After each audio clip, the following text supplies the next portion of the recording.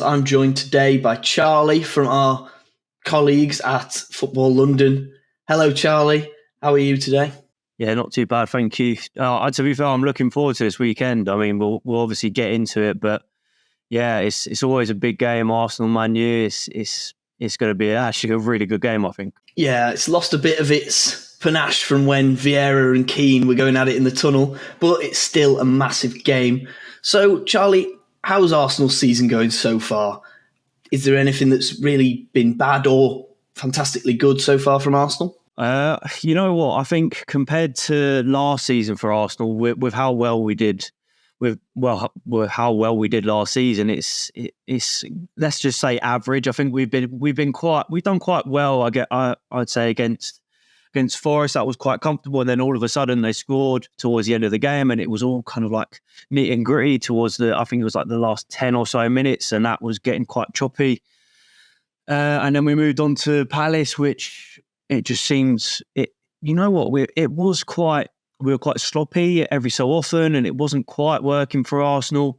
But we obviously managed to get a penalty. Tomiyasu got a red card, and then that was very difficult for us. I think it was around the 76th minute or something like that that we then just needed to. Well, we were defending almost for our lives, really, and I would say that we were quite lucky to come out with 3 points there. But you know what, our defence did really well there. And then moving on to Fulham, I think there were a lot of negatives to take out of that game, I must say. I'm just going back to the Palace game where I was saying that we were sloppy. We were very, very sloppy just throughout this whole Fulham game, really.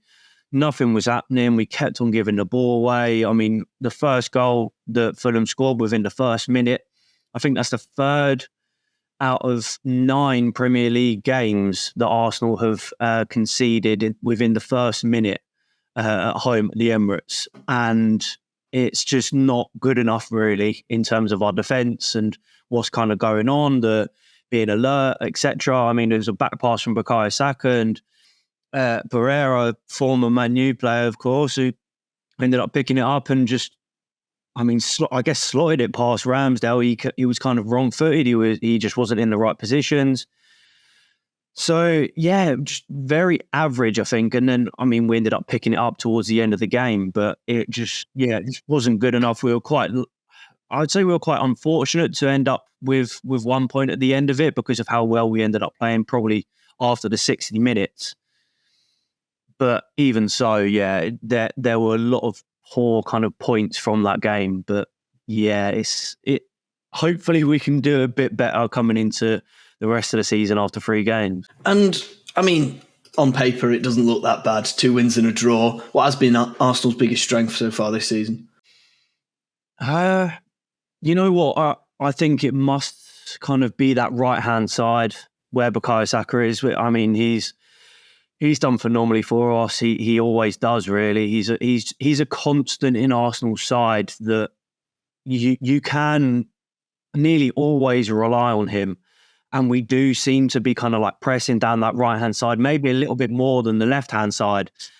And sometimes we see a little switch from the right to the left, but that doesn't happen too often.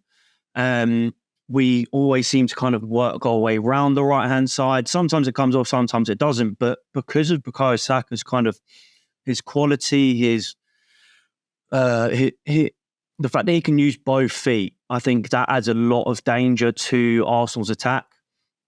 The defenders don't know whether he's going to be going onto either foot because he can cross it in. He can obviously have a shot. We've seen so many times where he's just ended up coming up. He's kind of cut in at the edge of the box and then had a shot and it's gone in. And we saw that at literally the first game of the season against Nottingham Forest. Fantastic goal. So there's that. But then I would say that's a bit more of a strength than our defence. Our defence has seemed to... It's weird because it seems really, really good at times. It really does. Like I was mentioning against Palace. And I was thinking, God, how are teams really going to be able to get through this when we're kind of being pummeled for a good 15, 20 minutes and they're not able to get through? And Palace at home, they're a decent side. I think it's actually quite a difficult kind of ground to go to, Selhurst Park.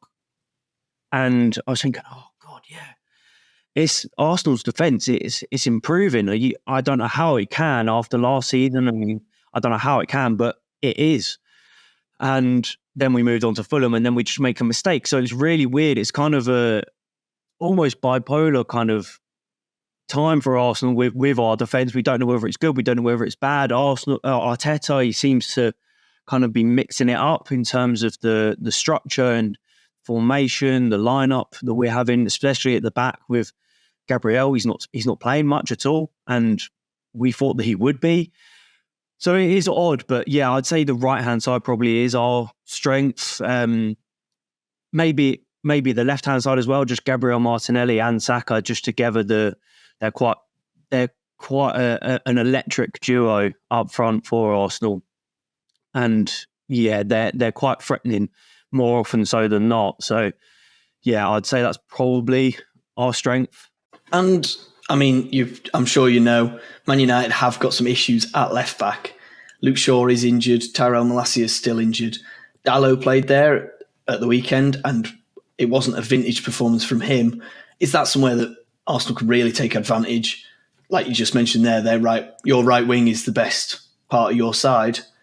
It looks like right now, Man United's left-hand side of the defence is one of the weaker areas of the team. Do you think that will be a really key point of where this game is won or lost? You know what? I wouldn't be surprised if that is kind of what happens, because of what I was mentioning about Bukayo Saka and the kind of danger we hold on that right-hand side. But I'm just going to quickly go back to what I was talking about with Arteta's kind of like structure and formation. Because we've been playing Ben White on the kind of like right-hand side of a free, he doesn't offer as much going kind of like on an overlap for Bukayo Saka. So last season we saw time and time again, both Bukayo Saka and Ben White would be attacking together. He would overlap Saka and kind of offer an extra kind of pass to get that cross in, and he would kind of drag the left back or left-sided centre back with him, and then it opens a bit of space up for Saka. And hopefully, personally, we would be seeing that a little bit more against Man U. And I think if we do, then that will definitely pose a problem for Manchester United in the left back, kind of left centre back kind of role on their left hand side anyway. And we saw it. We even saw it against I think literally this fixture last season at the Emirates when we won 3-2 against Man U. When Saka scored outside the box, he was able to cut in. I think Ben White did actually run behind him for that overlap. He's dragged someone out and Saka's got a bit of open space and he's gone for it.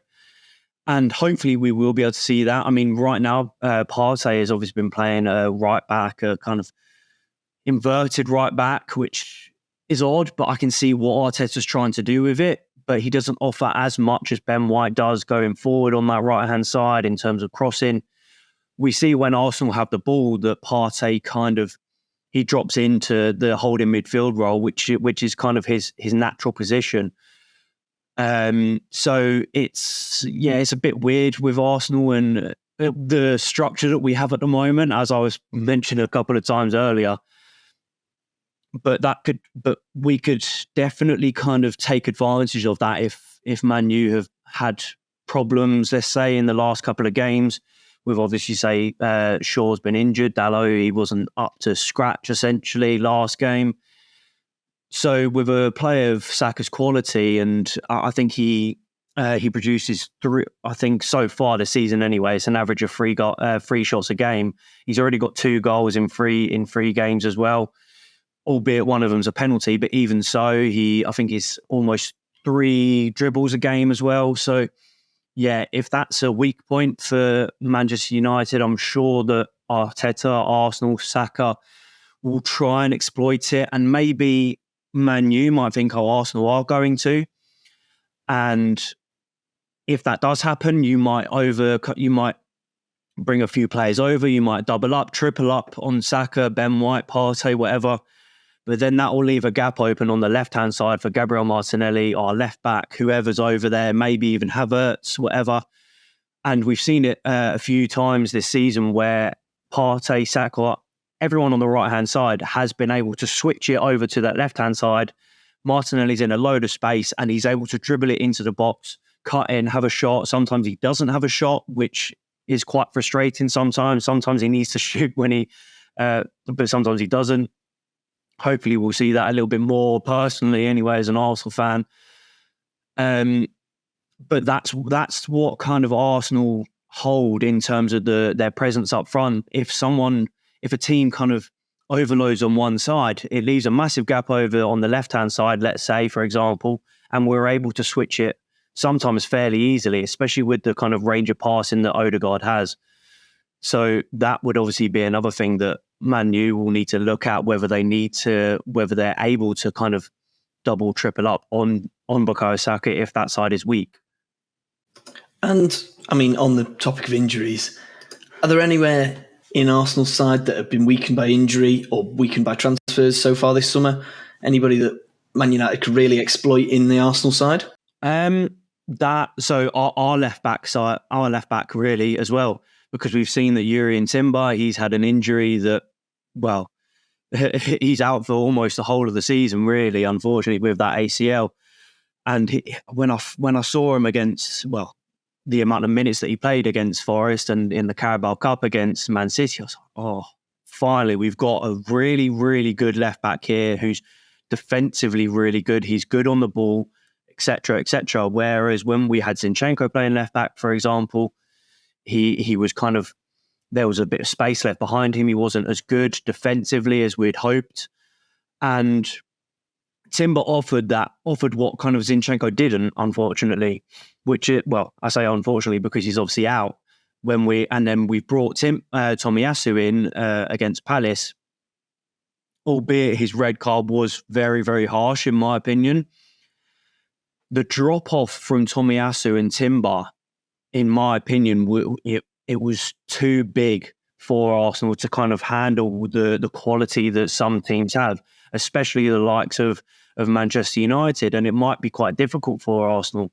And with the setup that we've been having so far, it's kind of been a kind of, left back or full back / centre back that plays on the kind of outer of the back three for Arsenal. So where, say, we push up, it almost seems like Tomiyasu on the left-hand side, Saliba in the middle, Ben White on the right. You see those two outer centre-backs are almost full-backs as well. And I don't know whether Zinchenko would fit into that, whether we'll need to kind of convert back to the structure that we had at the end of last season. I don't know. And if Tomiyasu does play, as I mentioned, that drop-off, it's quite big in terms of quality. And it could be quite difficult for Arsenal to kind of handle it. But we do have the quality of, say, William Saliba, etc., that can jump in if need be. But they can't do that he can't do that every single time a ball goes behind. He can't be expected to provide that kind of backup option every single time. So that may be another point for Man U to exploit. I think that's really the point that Arsenal also need to improve on again.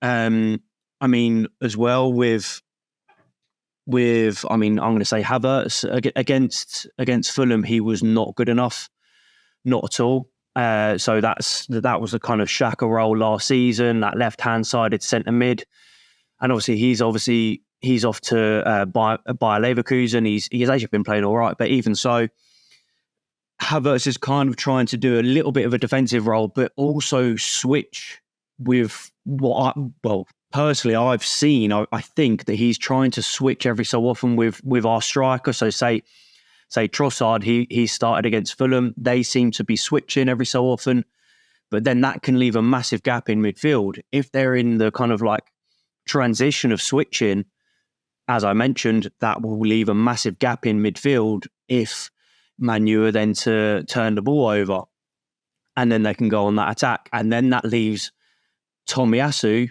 I'm sure it'll be Tomiyasu or Zinchenko, all the kind of work that they need to do with no backup or almost no one in front of them that can stop them because there's that big gap. And I mean, Fabio Vieira came on against Fulham and he almost transformed the game for Arsenal. He won the penalty, and he also got the assist for Nketiah's goal.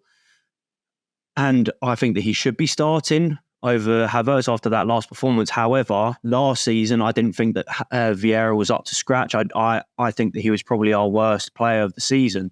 So it's a difficult one, because if Vieira starts over Havertz in that left-hand side, it could be quite detrimental for Arsenal. And it could also be the same with Havertz. If he starts there, it could be quite detrimental. We don't really have another Xhaka, essentially. And that might mean that we could see Partey and Declan Rice in the midfield. But that would mean that Arsenal's kind of system would be different to what we've seen in the first 3 games. So it's actually going to be a difficult one for Arsenal. But overall, that left-hand side for Arsenal, the position that Havertz has been playing in, and what I would expect to be Tomiyasu, that's probably our weakest point. And because they're both on the left-hand side for us, that right-hand side for Man U could actually be a good kind of opportunity, a good window to attack. And just finally, what would your goalkeeper through striker look like for Arsenal? Just so that the Man United fans listening to this can have a sort of image of what to expect going into the game. Ramsdale in goal, Partey right back, Ben White, Saliba, Tomiyasu, and then we're going to go Vieira, Rice, Odegaard, Saka, and Nketiah, Martinelli. Perfect, thank you. Lovely to talk to you, and I hope you lose this weekend.